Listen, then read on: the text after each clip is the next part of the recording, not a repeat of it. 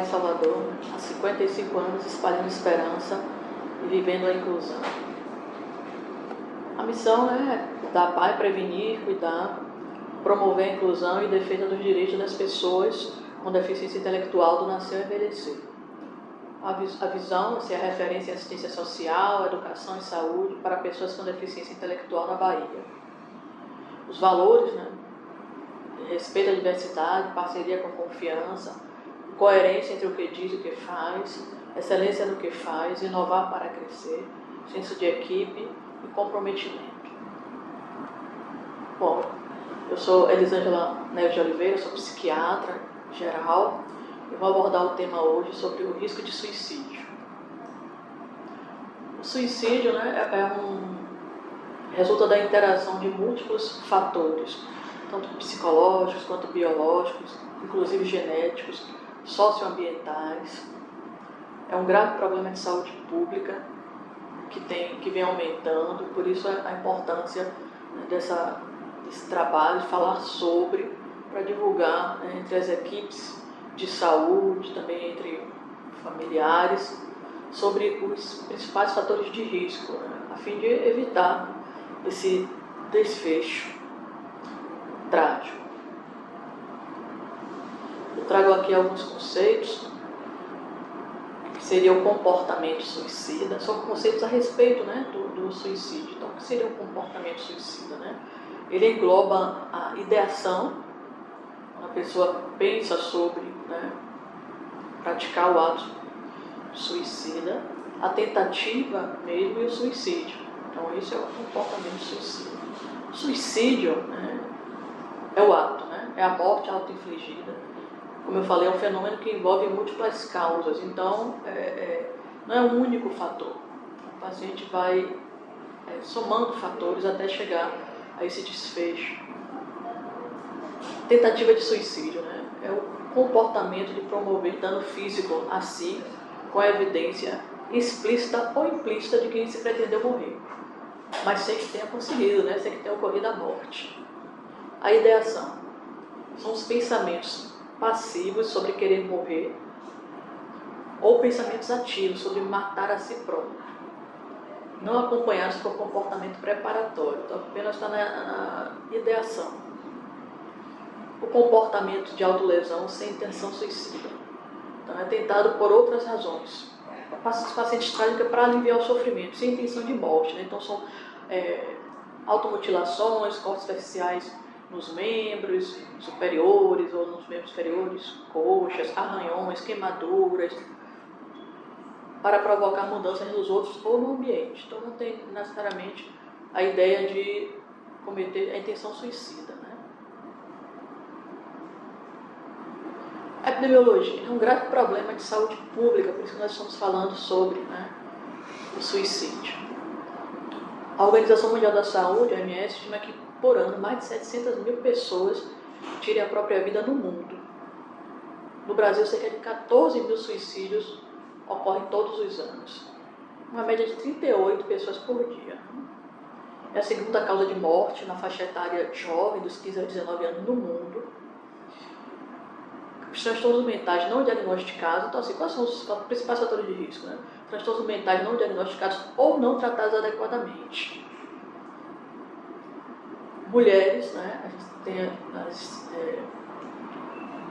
epidemiologia, mulheres que tentam mais vezes, mas elas utilizam meios menos letais, então ingestão de pesticidas, medicamentos para o autoextermínio. Então elas tentam mais, mas não conseguem. Os homens têm taxas de suicídio maiores porque eles utilizam meios mais letais, arma de fogo, enforcamento. Então as mulheres tentam mais, mas os homens conseguem mais, por conta dos meios que utilizam, a diferença utilizada entre os gêneros. Quais são os fatores de risco? Bom, os dois principais, eu vou citar logo, é a tentativa de suicídio prévia. Então, o indivíduo que tentou suicídio, tentou uma vez, ele tem 5 a 6 vezes mais chances de tentar novamente. Esse é o principal fator, sem dúvida. E o segundo maior fator de risco é ter uma doença mental. A gente sabe que Os pacientes que se suicidaram, né, ou que tentaram, tinham doença mental associada. Como já falei anteriormente, né, uma doença mental não diagnosticada muitas das vezes, ou não tratada, ou não adequadamente tratada. São os dois principais fatores. Os outros fatores de risco, né, são faixas etárias. Os jovens, de 15 a 30 anos, e os idosos, acima de 65 anos. Os jovens, né, seriam associados ao uso de substâncias, negligência, abuso sexual, bullying, entre outros fatores. Abuso de substâncias. Já os idosos seriam solidão, isolamento, por achar que estão dando trabalho para familiares, perda de cônjuge, aposentadoria. O sexo masculino, fator de risco, eu citei pela letalidade, né, dos meios utilizados. E também porque o homem ele tende a não socializar tanto quanto as mulheres, não dividir o seu sofrimento. As mulheres buscam mais a interação, ou dividir, ou buscar unidade de saúde quando algo não está bem. O homem, pela própria história, né, do sexo masculino forte, né? Então, de não demonstrar, ou não querer, ou ter vergonha de demonstrar fragilidade, vulnerabilidade. Então, não buscam ajuda também. Bom, ter passado por abuso físico ou sexual, né, outro fator de risco. Morte, né, perda de familiares, o desemprego, o principal fator, como eu falei, tentativa prévia, presença de transtorno mental. Né? Transtorno mental, um dos principais transtornos mentais associados a suicídio. Depressão, né? Transtorno de personalidade, transtorno de humor afetivo bipolar, esquizofrenia. Né? Os transtornos de personalidade que cursam com muita impulsividade, como transtornos, né, de personalidade borderline. História familiar de transtorno mental também é um fator de risco. E história familiar de tentativa de suicídio, né, pela própria genética também. Então a gente sabe que, a gente busca inclusive na história, na investigação, se há outros familiares, né, que se suicidaram. Isso é um importante fator de risco.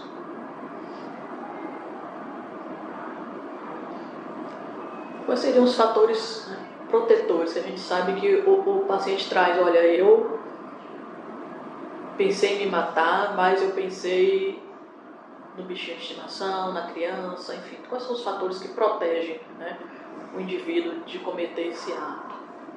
Não tem um transtorno mental, né, então não está, né, nem depressão, nem nenhum transtorno afetivo bipolar, nem transtorno de personalidade. Não fazer uso de substâncias, né, psicoativas, álcool e outras substâncias. Gênero feminino, pelo que eu falei, a mulher socializa mais, ela busca mais ajuda. Ter crianças em casa. Então, eu já ouvi de muitos pacientes, né, de alguns que têm ideação suicida, que pensam nos filhos. Então, isso é um fator protetor. Né? Com quem as crianças vão ficar? Como meu filho vai ficar? Principalmente as mulheres trazem muito isso, essa preocupação. Com quem vou deixar a criança? Casamento, né? A solidão é um fator de risco. Então, ter um cônjuge, ter uma companheira, um companheiro, né? Isso é um fator protetor. Estar empregado, né? Porque o desemprego gera baixa autoestima, angústia por contas a pagar. Então, estar empregado traz segurança, melhor autoestima. Tem uma religiosidade, não necessariamente uma religião, né? Mas religiosidade, uma fé, né? Isso é bom, isso traz esperança. Participar de grupos sociais. Todas as faixas etárias, mais idosos, né, que tendem a aposentar, os filhos saem de casa, porque também constituem suas famílias, então o idoso fica sozinho, às vezes viúvo. Então, participar de grupos sociais, né, isso ajuda a socializar, isso traz um sentido, uma esperança, um bem-estar.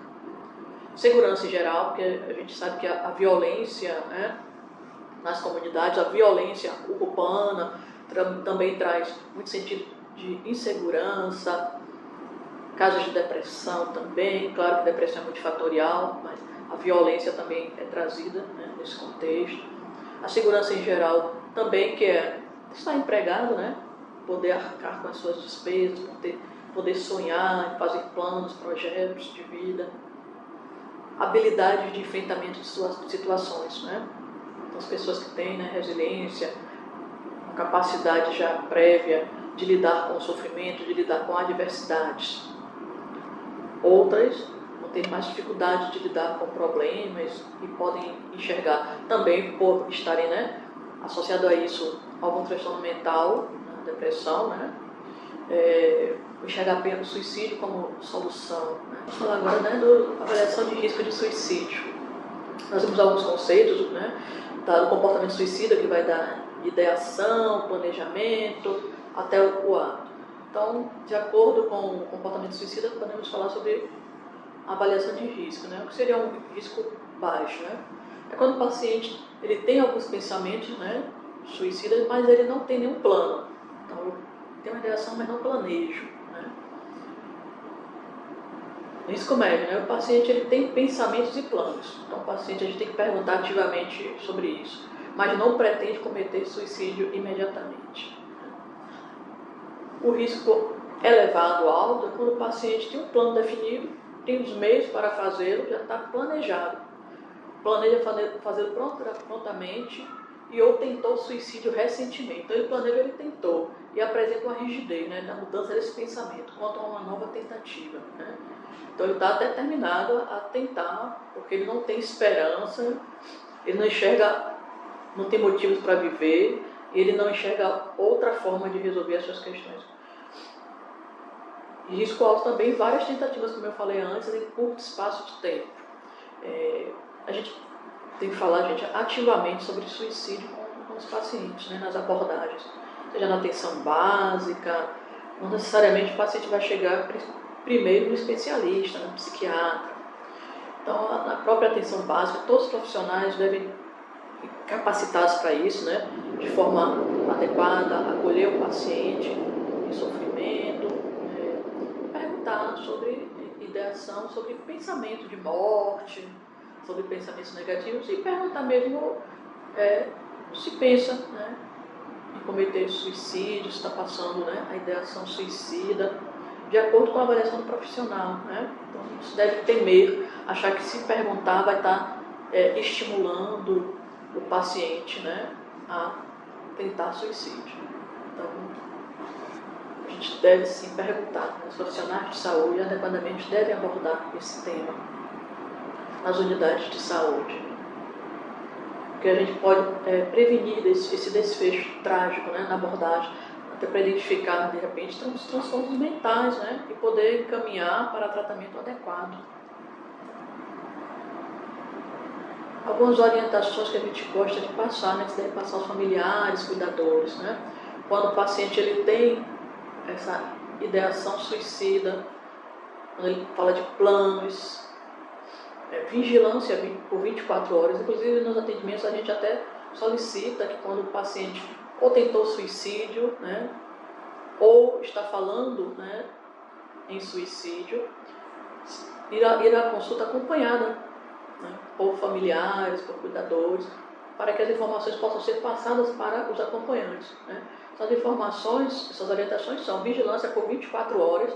Então, a pessoa que já tentou suicídio, né, precisa ser acompanhado, precisa ter vigilância 24 horas, está com aquela ideação suicida, está deprimido ou com outro transtorno mental.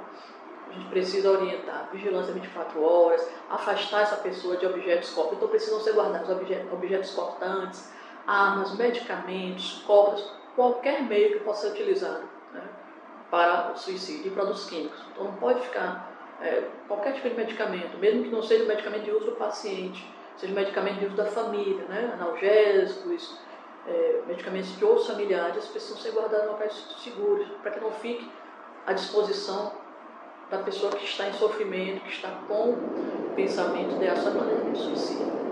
Não permitir que essa pessoa fique com portas trancadas, né, sozinho. Todo medicamento deverá ser guardado e administrado por um familiar. Então, a gente sempre que atende um paciente que está nessa situação, a gente deixa aos cuidados do acompanhante, de um familiar, né, que possa administrar os medicamentos. Então, nós não passamos para o paciente, porque ele está num momento de fragilidade, ele precisa ser acolhido. Então, a família precisa estar junto, presente. Então, alguém vai ficar responsável por dar esse medicamento. não ter medo de conversar sobre o ocorrido, precisa ser falar sobre o assunto, né?